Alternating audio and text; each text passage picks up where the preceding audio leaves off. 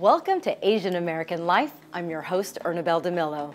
This month, we're coming to you from the Museum of Chinese in America, checking out their latest exhibit, Interior Lives, photographs of Chinese Americans in the 1980s. We'll have more on this exhibit, but first, here's a look at what's ahead on our show.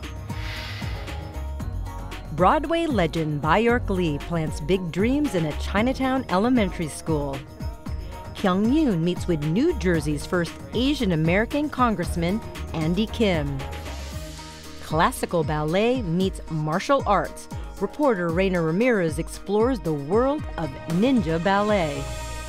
And Rescuing Leftover Cuisine, a nonprofit that provides solutions to prevent excess food from being wasted. Minnie Roh has the story. This and more on Asian American Life.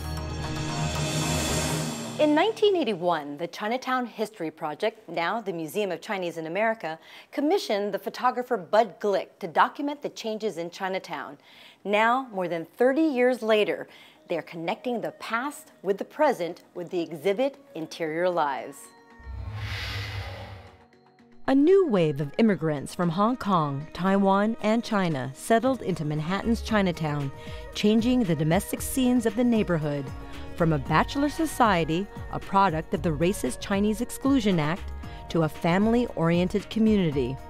Older stores serving the mostly male community closed down, and new businesses sprang to life to accommodate the shift in demographics. Glick's photos captured these changes, and now, over 40 years later, he reconnects with some of his subjects to reflect on how their lives have transformed. Photos from the past and new oral histories are now on exhibit until March 2019.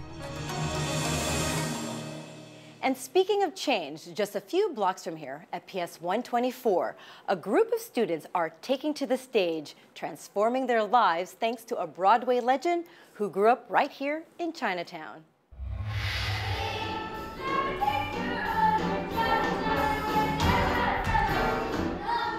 It's a whole new world inside PS 124 in Chinatown, also known as Young Wing Elementary. The students in 3rd, 4th, and 5th grade are hard at work practicing for their big performance, Aladdin. I am playing Jasmine, and Jasmine is a strong, independent woman who stands up for what she wants.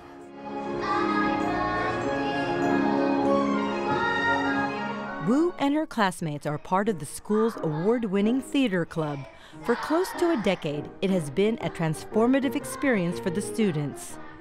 A lot of these students, once they get on stage, in class they may be shy or they may be soft-spoken, but once they're on stage, they come alive. They are so much more able to project, and it really has developed a lot of them.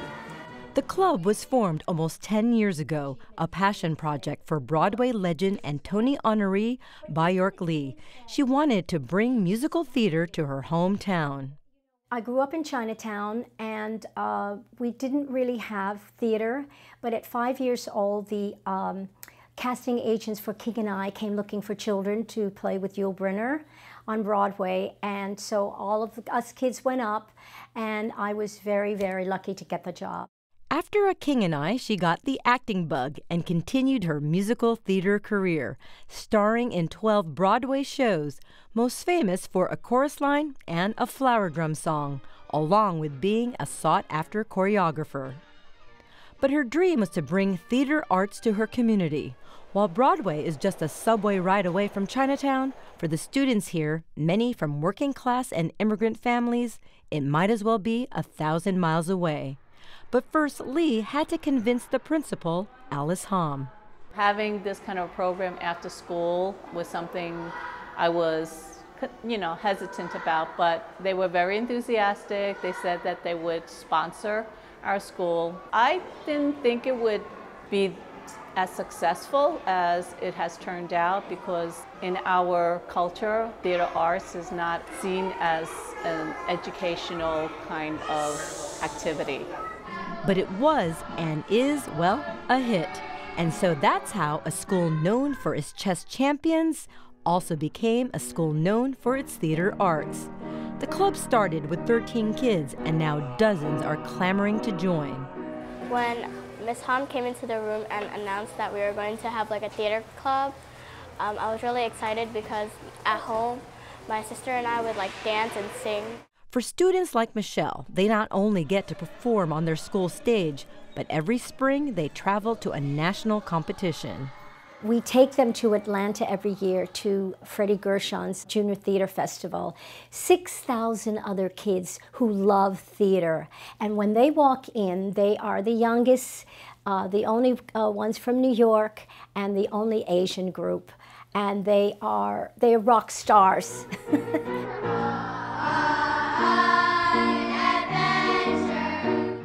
The club is a collaborative effort.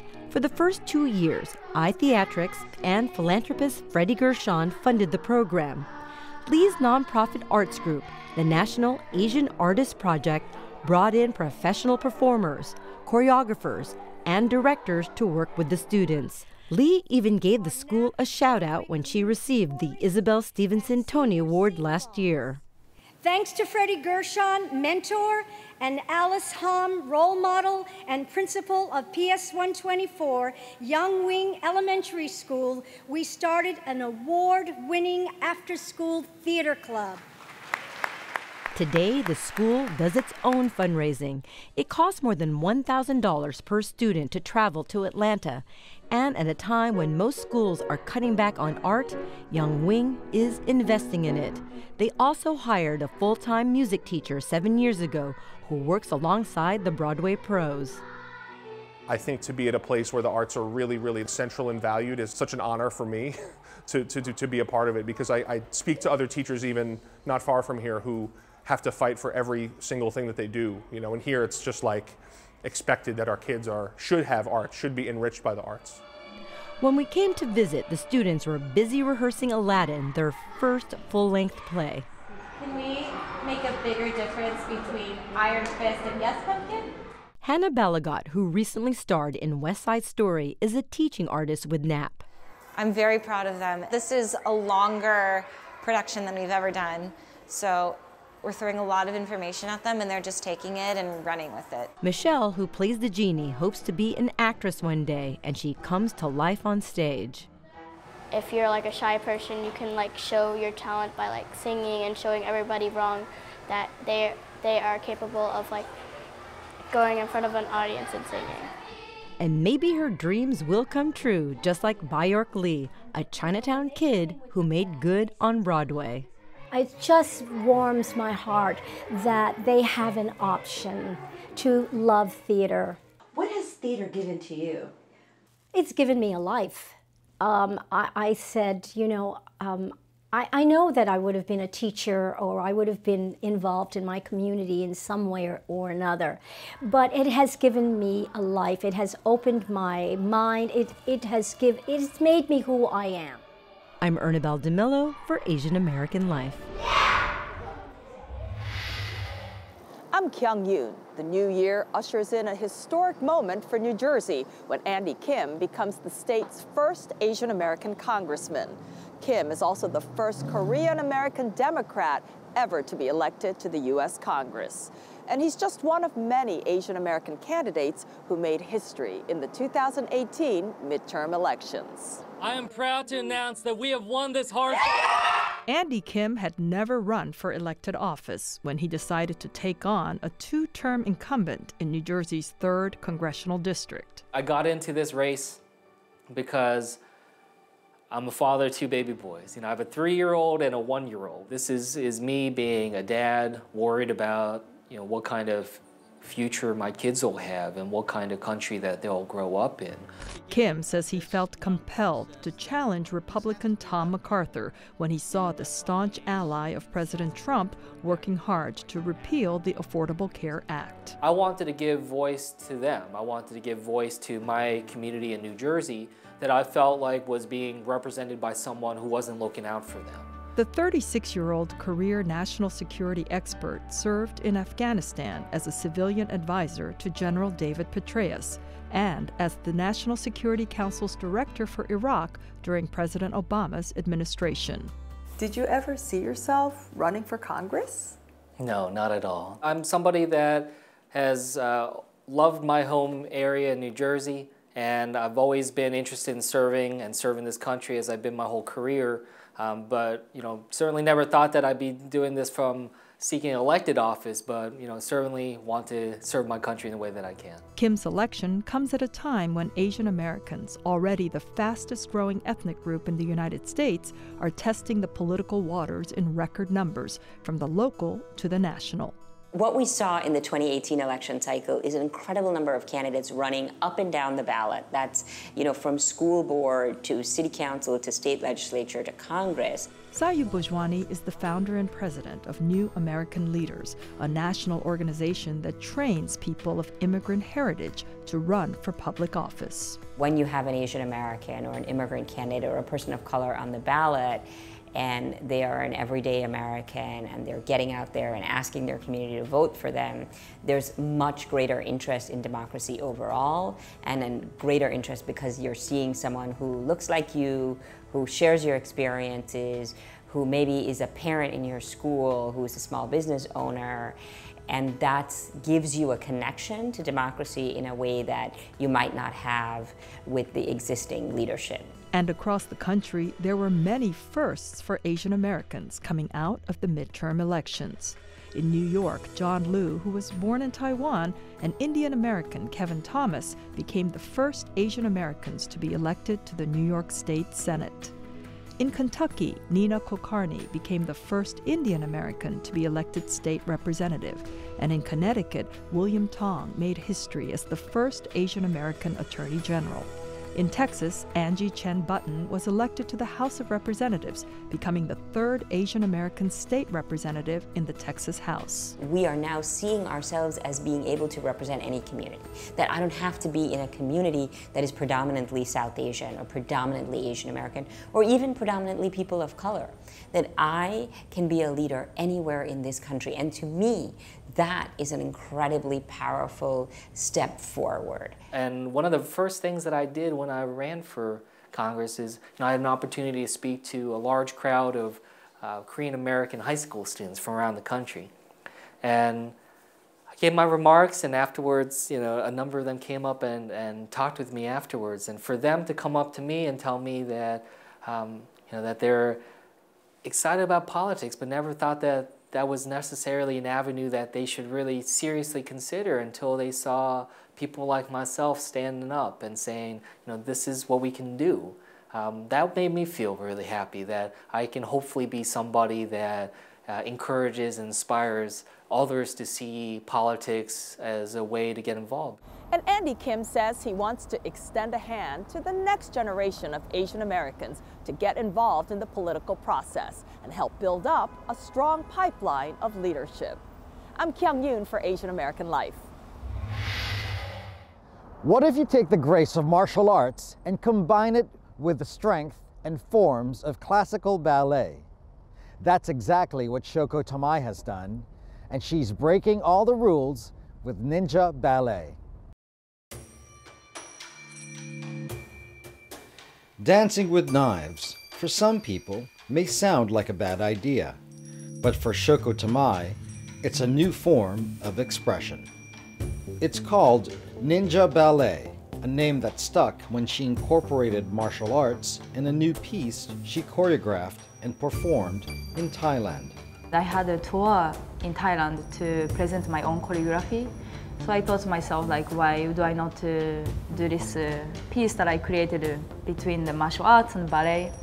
Because no one really do that. The pose of an arabesque combined with weapons resonated with the audience. The audience was calling me Ninja Ballet. And I was like, wow, this is a great name, Ninja Ballet. And next day when I wake up, this woman came to clean my room that I was staying in bungalow. And then she was like, Ninja Ballet. It was a really good performance last night at the outdoor stage.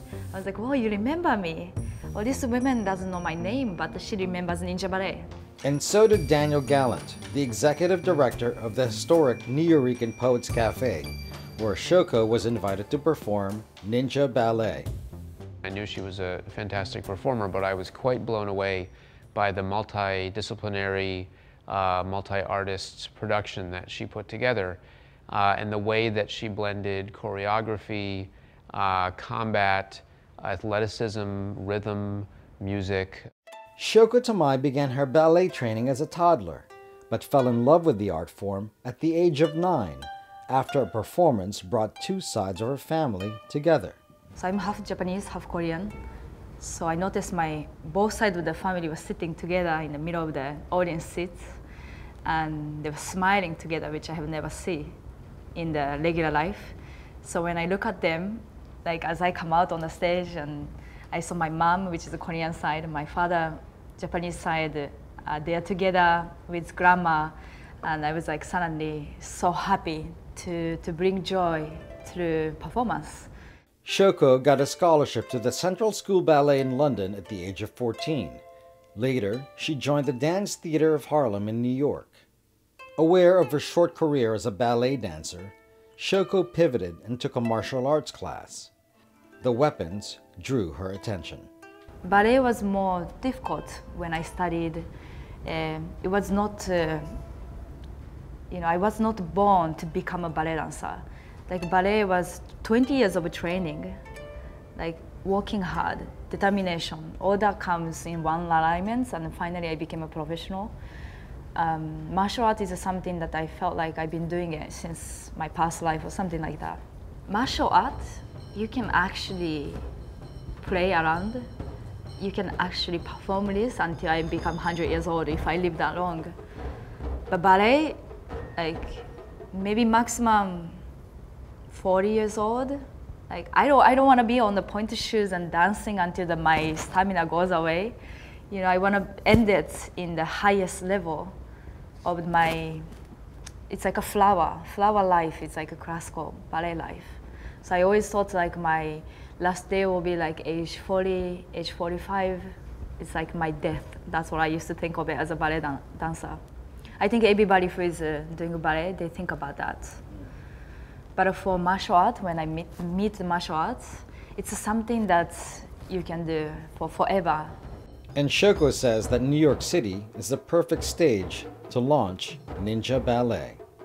I believe the New York City is a place that you can actually make it happen anything you want to do.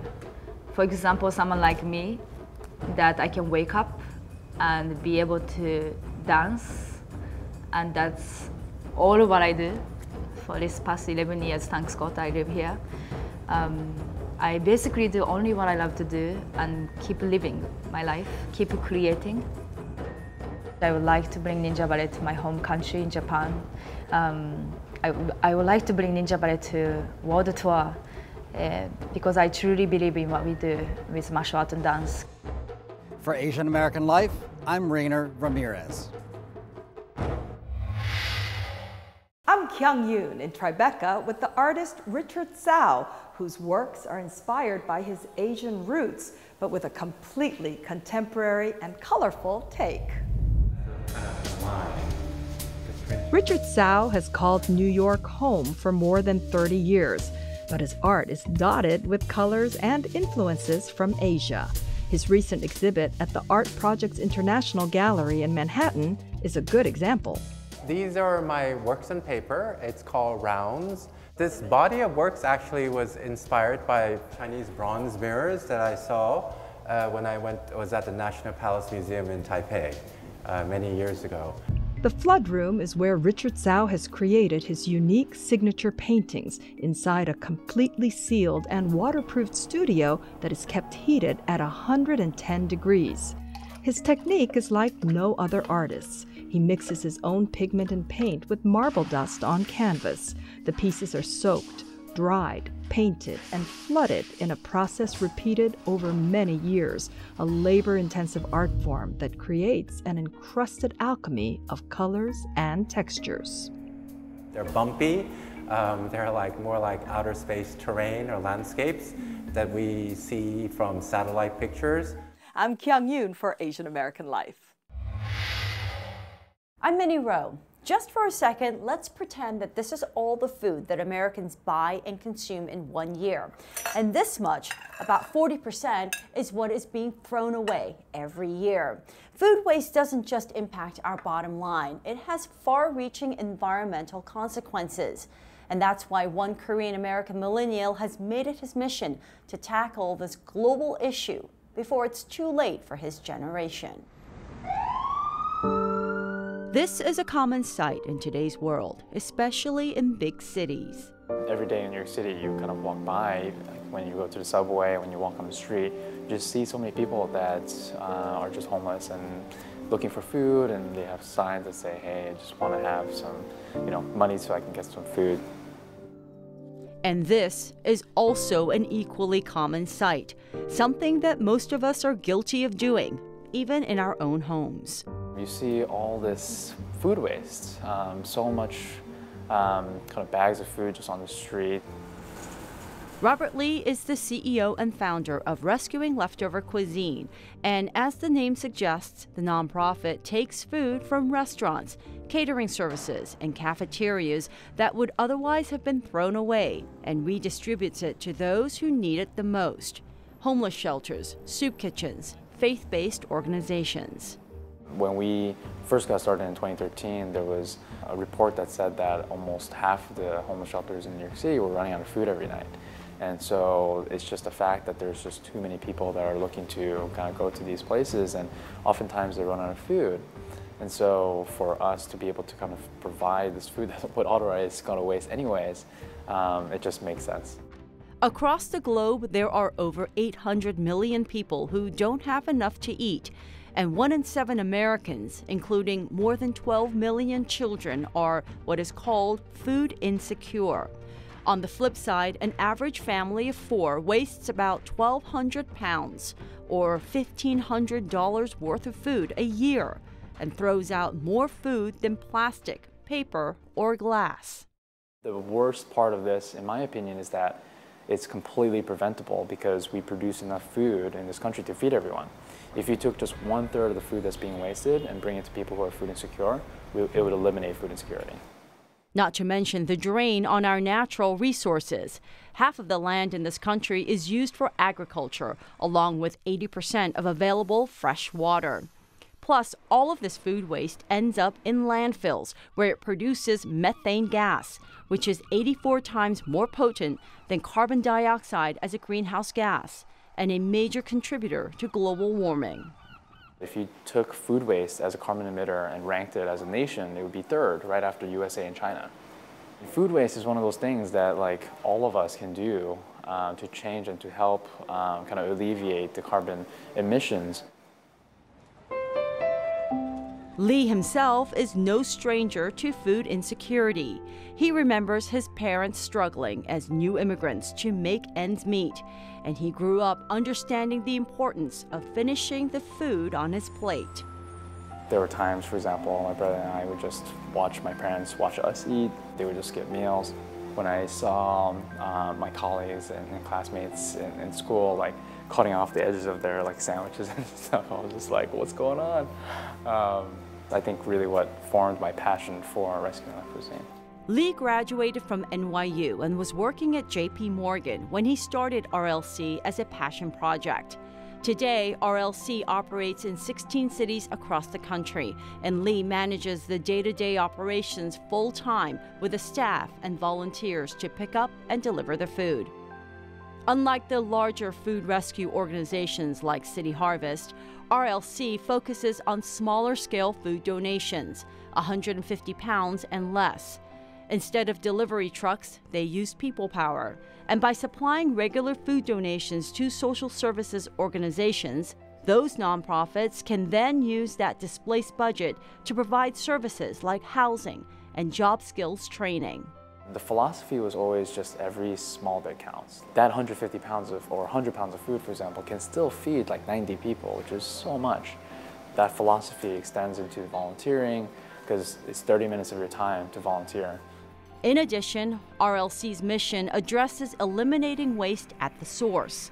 Lee works with his clients to provide feedback on how and where the food is going to waste.